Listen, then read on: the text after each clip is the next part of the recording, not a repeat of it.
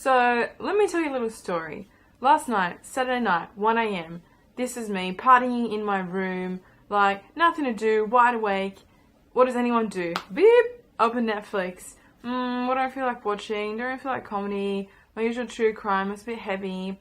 Oh, look, Brene Brown has a new special on Netflix. That sums up me, watching fucking Brene Brown Saturday night, 1 a.m. Probably with a bottle of kombucha on the side, get me buzzed. But I had to share with you, she was dropping some golden McNuggets on me last night. I couldn't believe I sat through a whole 1 hour and 15 minutes and was loving it. I was so disappointed when it ended. If you've heard this name before, Brene Brown, you will know that she's became very famous for her TED Talk on vulnerability. And basically, with her understanding, it is impossible to be courageous and brave without being vulnerable.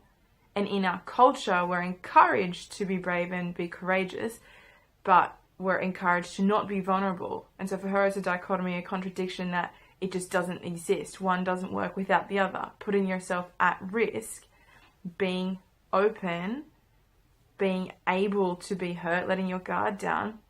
You have to be courageous, but you have to be vulnerable to have that courage.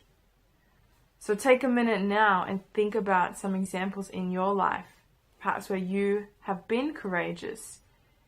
How were you vulnerable? Can you think of any other examples? Can you think of any to disprove her, where courage did not require vulnerability? So anyway, I'm sitting there, I'm frothing, like, this bitch is amazing, can't believe this is the best Saturday night I've had in like 3 weeks. God, so intellectually stimulating. And it made me think about me, past relationships, being vulnerable. It's all well and good to tell people you should be vulnerable, you need to do it to be brave. But what I realized is that in a partnership or even with friends, if you don't make space for your partner to be vulnerable, then they just won't be. And what that means is that if they feel like they will be judged, they just won't tell you. So it starts as closing down, but it can also become a mission, so not telling you whole truth if they feel like they're going to be judged. It can also become lying. And I say this because it's what I did. For a while with one of my exes, I was trying to be honest. I was trying to be open. I was trying to share feelings, trying to be vulnerable, to give somebody my true self, my full self.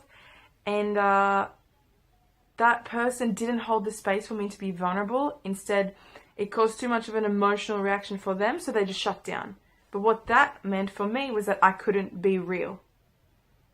So it means you start hiding who you are, you start trying to protect who you are, and you're giving your partner a percentage of yourself, but it's not 100. And anything less than 100 isn't really worth it and isn't really real because it's not really you. End of the day, that shit hurts. But, if you want to live a half life, a 3/4 life, go right ahead. I wasn't able to. So, what did I learn from this? Now, in your relationship, I want you to think, do you feel safe being vulnerable with your partner? Do you think they feel safe being vulnerable with you? If you're feeling courageous, you should go and ask them right now, do you feel safe being vulnerable in front of me? If it's men, vulnerability often comes in the form of like money. Being able to protect, being able to provide. If they weren't able to do those things, would they feel safe to come to you and say, I'm struggling with this? For women, body image is one of the biggest places that we feel vulnerable. Self-esteem. Do we feel safe to confront our partners with our vulnerabilities? Saying feelings like, I love you.